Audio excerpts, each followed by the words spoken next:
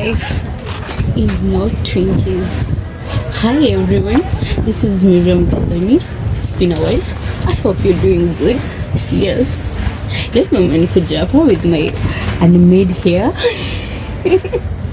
But who cares? Who cares anyway? So but umepata content. Anyhow, it's been a while and I thank God that I'm in wake of this healthy, this fine. Yes. So I know like I've been doing a series about life in your 20s. And let me tell you guys, you know sometimes I'm always trying to put up every information. I'm like, guy, like what is 17? Anyhow, there's this topic that has been lingering in my mind for a while. And I think that is something that I would really like to share with you guys. So, life in your 20s, umeshatoka shule, umeenda shule, umemaliza, maybe hata hujamaliza, and you're out there living. And now you have to find a life for yourself. That's where I am at right now. And personally, ukishafika kwa hiyo point, personally, I think I've moved from one stage of my life to a different one. Now this stage of my life is I am an adult and I'm still not an adult. So one, I need to know how to provide for myself. Two, I need to know how to handle myself as an individual. That means making decisions for myself. Knowing how I'm feeling and trying to weigh out my, what am I trying to say? Like ukishajua maybe this is gathoni, sindo, like how to go about my feelings. How do I go about my feelings when I'm feeling like this? Trying to figure out. Do unajua most of us tunakwanga tumegrow in an environment ama set environment, but environment might also affect. But sometimes when ni mtoto wangapi kwenu, you know, when ni mtoto wangapi kwenu, so that thing when you're in mtoto wangapi kwenu, it affects your life. Do you know that thing actually plays a role in your life, you figuring out yourself. And unajua sometimes unakwanga like unashindwa mbona gathoni ana behaving hivi, mbona mimi nakwanga hivi. By the way, I usually ask myself these questions and like, kwa nini na behaving hivi? Like when this and this happens, why am I always reacting like this? Why can I not react in this way? Like what makes me think of when things are done? Why do I always think of things like this? Yes. So hiyo inakwanga na play a role in your life. For example, kama ulikwanga first born kwenyu, you'll always know how to take responsibilities. So most of the time you're always trying to prove to, what do I mean? Haunanga option. You have to, like sorry, yes, we have to figure a way out and to do things. But unapatanga like wewe lazima, everybody is looking at you, everybody is seeing you as their role model. So lazima life yako ikuwe for everybody and for you also. Second born, third born, for example, au watoto katikati, au wanakwanga wale wenye wanakwanga unseen kids. So these people are usually good at negotiations. These people are usually good at knowing how to deal with their emotions. They definitely don't know how to deal with their emotions because they have never been taught.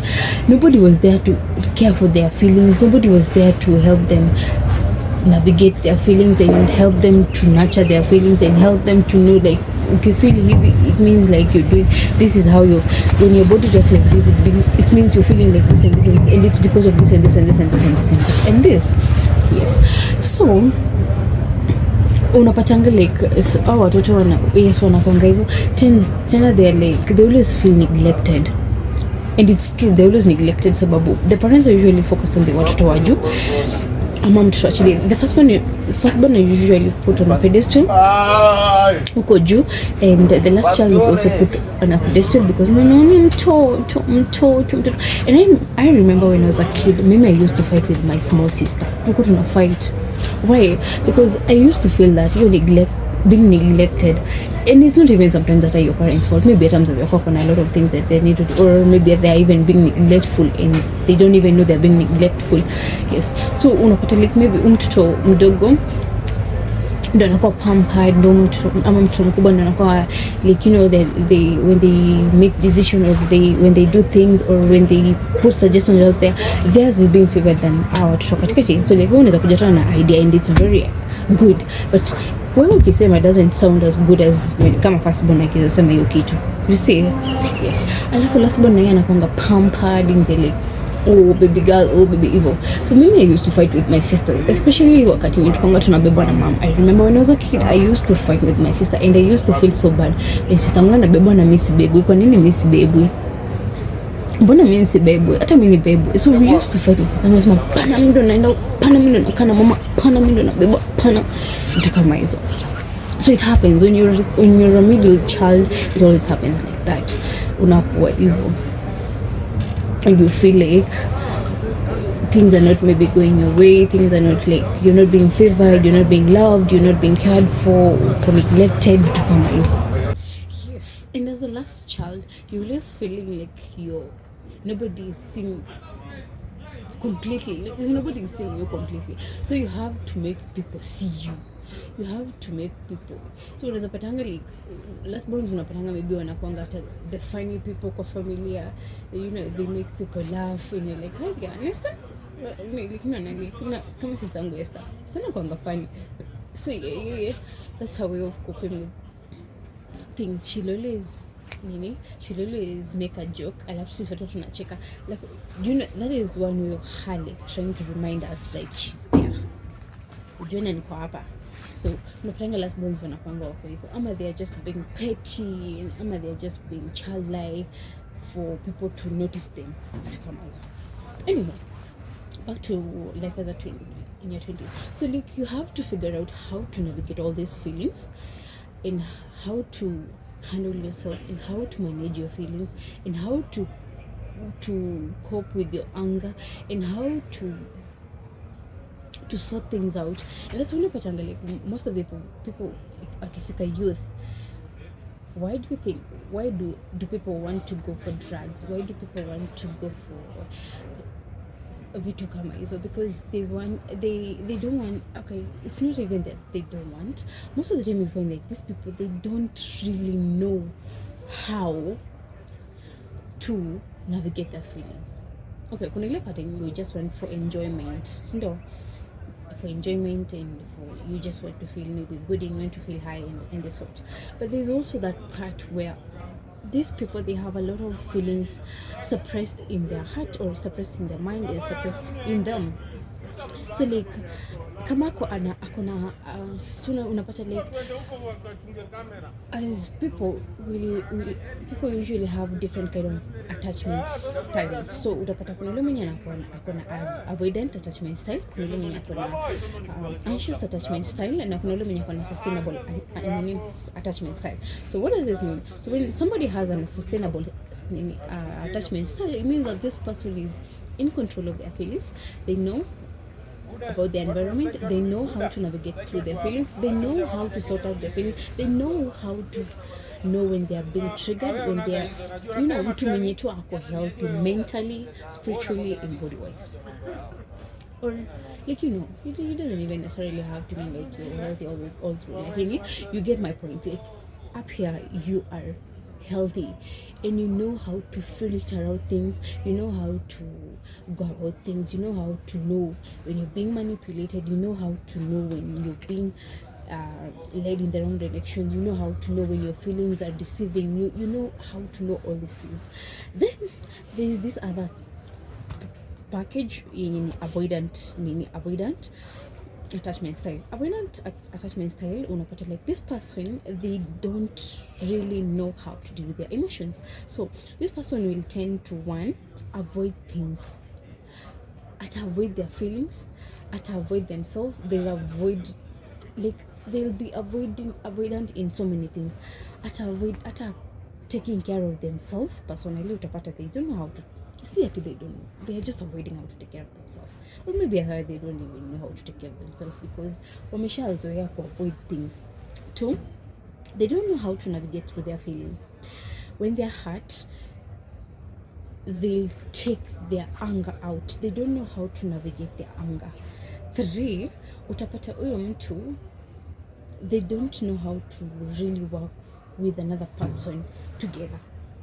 Hawajui ku work with another person because they're always avoidant on things, so they tend to avoid things. So unapata mtu kama huyu atokiwa kwa relationship na yeye, you cannot be able to work things through, you cannot be able to reason together, you cannot be able to work things ama until you have a constructive conversation, because this person has an avoidant, he's avoidant ama she's avoidant. She doesn't want to deal with the emotions, she doesn't want to deal with the consequences, she doesn't want to deal with things generally. And okay, and this person, when you try to force this thing ati kumfanya maybe to talk about these things ama umfanye aweze kuona what they are going through, this person will either tend to be abusive mentally, physically, emotionally. Na unapatanga hawa watu wanapigana. Why do you feel the urge to kutaka kupigana na mtu? Because maybe you're suppressing your feelings and you're dealing with your anger head on. Unaona, umesuppress feelings zako, umezitupa huko and you're acting like they don't exist. Maybe you've been hurt and you've been piling up on this hurt and this hurt and this hurt until umefika mahali unexplode. No, nambanga there's always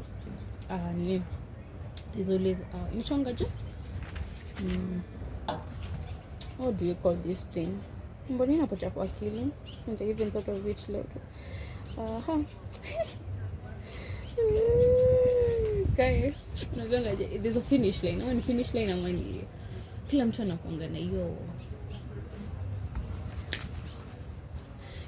Ukifika ile pati yenye umechoka, you tired. Yes, so an avoidant person with their wamefika place where they're saturated of handling or of suppressing these feelings, atalipuka, and they'll talk things, and they'll say things, and they'll do things, and they'll act like a mad person. No matter, they'll act out, and they'll go above and beyond to prove how hard they are, and try to show you in a physical way venye wamechoka hivyo. So when you push this kind of a person, ukimpush afike mpaka mali amechoka, then atakulipukia hivyo. I don't know how to go above that to explain. Like, I hope you understand what I'm saying. Then there's this other one, mwenye anxious attached. This kind of people, they usually walizoeanga maybe kukuwa judged, walizoeanga kufanywa like they are small, to feel small, walizoeanga kufanywa like their opinion doesn't matter, walizoeanga kufanywa like wake up like kind of ujui to waste nini. The people have projected your insecurity in them, that they are afraid of airing themselves out, they are afraid of presenting themselves out, they are afraid of showcasing their feelings. Ama yes, kuna hiyo part. Ama utapata they are very expressive, maybe alizoyanga kuignoriwa. Sasa like sahi they like akipatana tu na mtu they like no, trying to kupeana, kutafuta mtu mwenye atakusikiza, and these people, they usually have their feelings all over the place. Mtu akimfanyia kitu, this person will always go back to themselves and think uko ndani, nilifanya nini, unaona like hivyo. I mean, like, we all do that obviously, because you'll go back and you'll think if you are the one on the wrong and trying to evaluate the whole situation. But this other person, they always tend to just see themselves as the wrong one. Huyu ataonanga tu yeye ndo akona makosa, huyu ataonanga tu yeye ndo akona like yeye ndo hajui maybe make decision, like ataonanga tu yeye ndo akona makosa, yeye ndo hajui vitu, yeye ndo akona, yes. And this kind of people, they are the ones they're usually attracted to narcissists, because wanataka ule mtu mwenye ako strong in their character. So mtu atatafuta mtu mwenye ako strong in their character so that they can lean on them, because they don't know how to stay strong in their own characters. So as a 20-year-old, as an individual, you're supposed to know where you're lying on. what is your attachment style? How do you deal with your feelings? How do you deal with your emotions? How do you know when you're being hurt? I remember when I was nikianga kwa ile program ya generation, somebody asked me sometimes back, Miriam, how do you know when you're stressed? Alinilizanga hivyo, alafu akaniuliza, how do you know when you've reached your saturation point? Maswali kama hizo. So you're supposed to ask yourself, how do I know when I'm not okay? How do I deal with the situation? How do I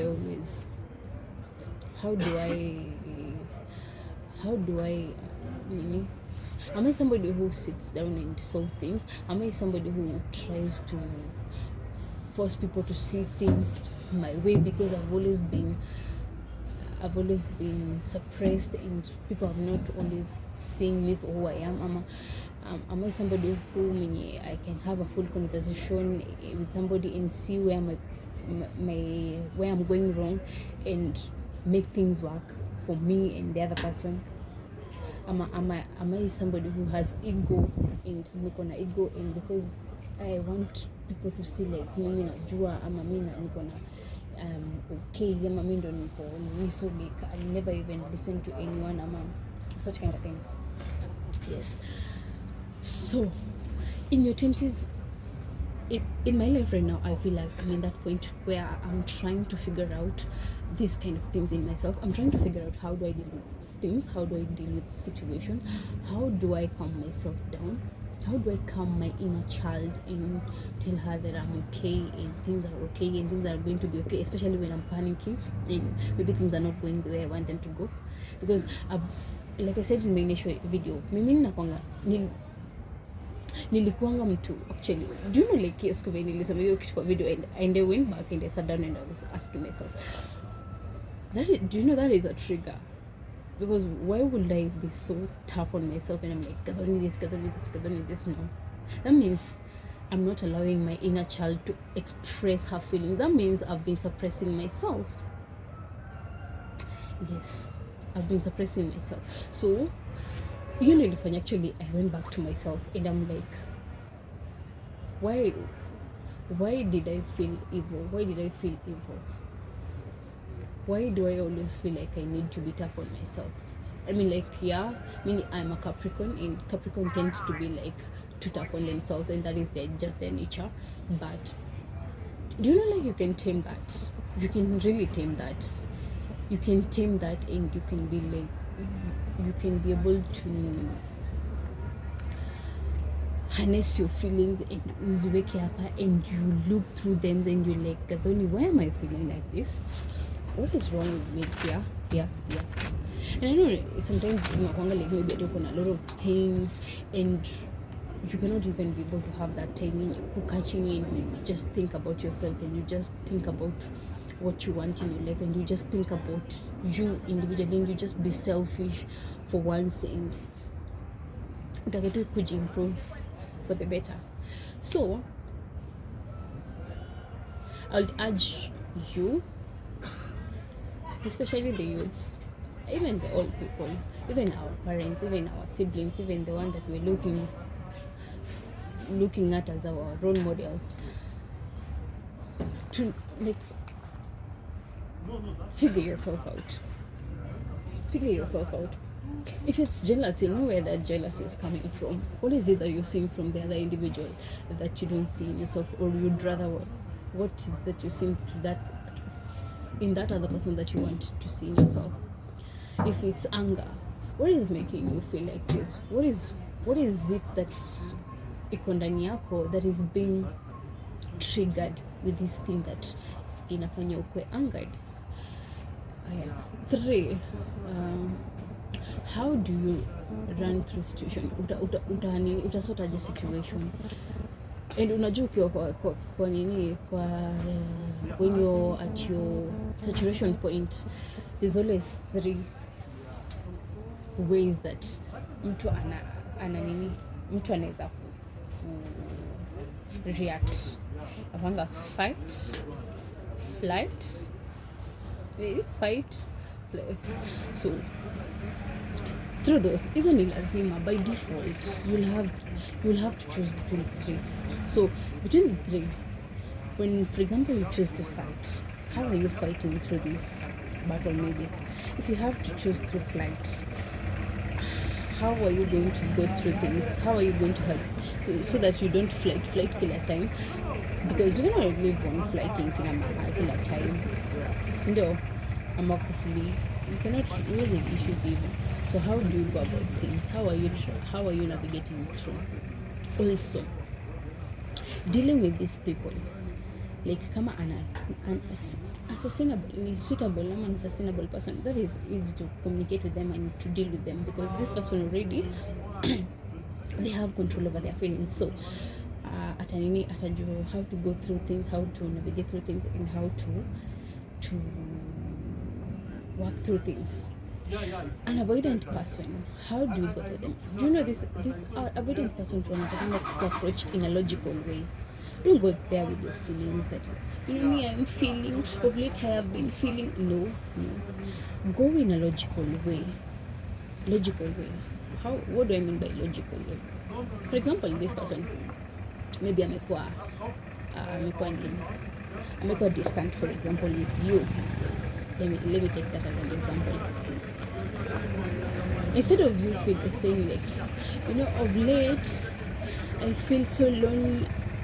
Of late I feel so neglected. No, how do I put this? Of late I feel like you don't care about me, you just all in your business and you're not even there for me.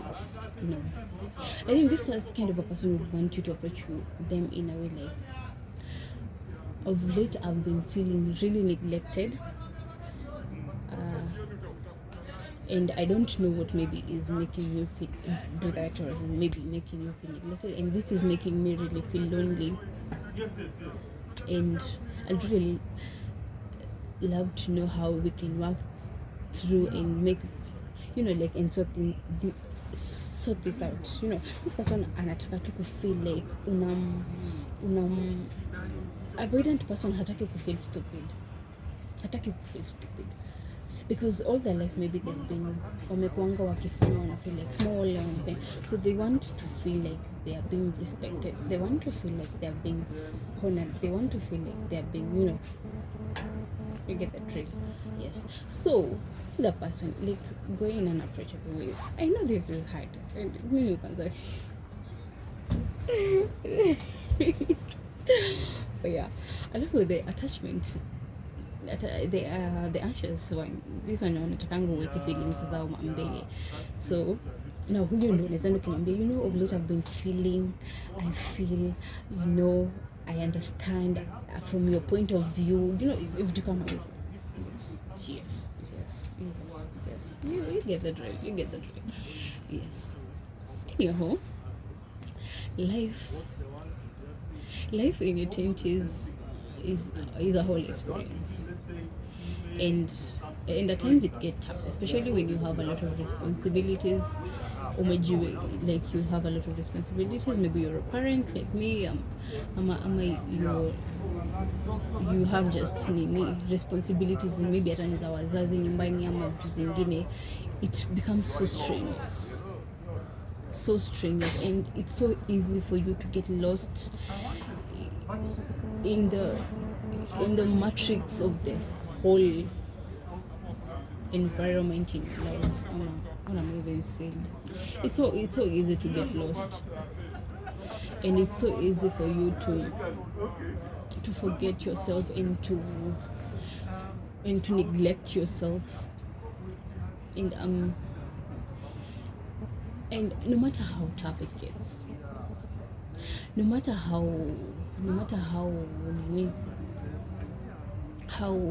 things get, sometimes things get hard, and maybe even nobody around you anakuelewa. You feel like nobody's understanding you. You feel like things are not going maybe your way, and you feel like things are just not going the way you want them to go. Just know it's normal. It's normal for you to feel like that. It's normal for you to feel like that, and it's normal for you to feel like sometimes you're lost, and it's normal for you to feel like you're not even knowing where you're going, and it's normal for you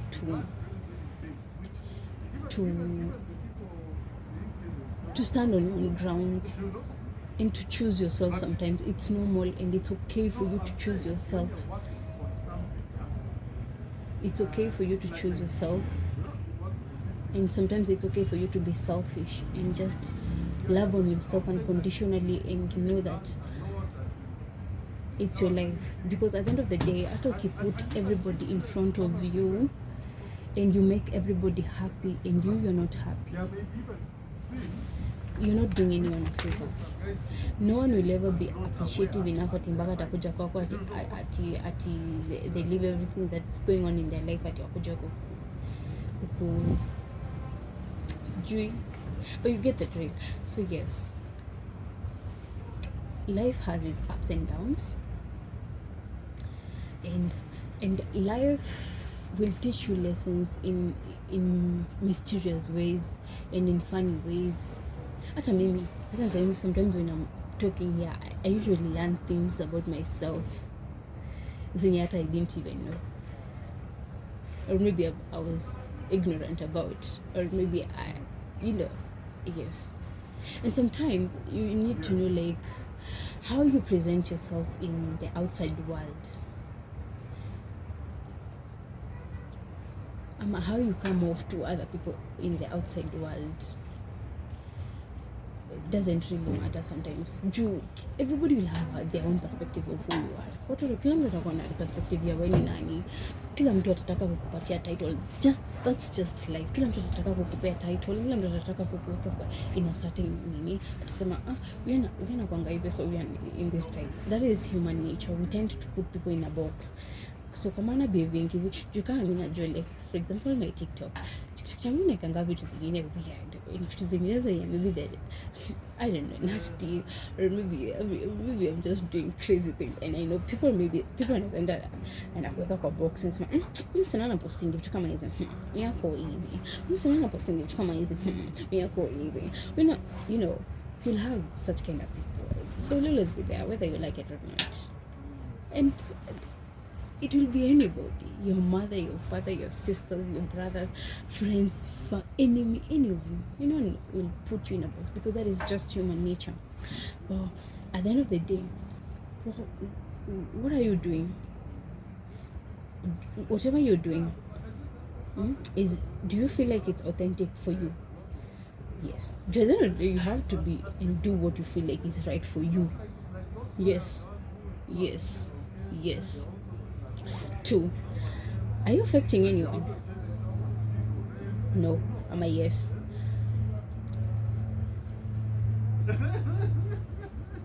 That matters, no? But in a matter in how.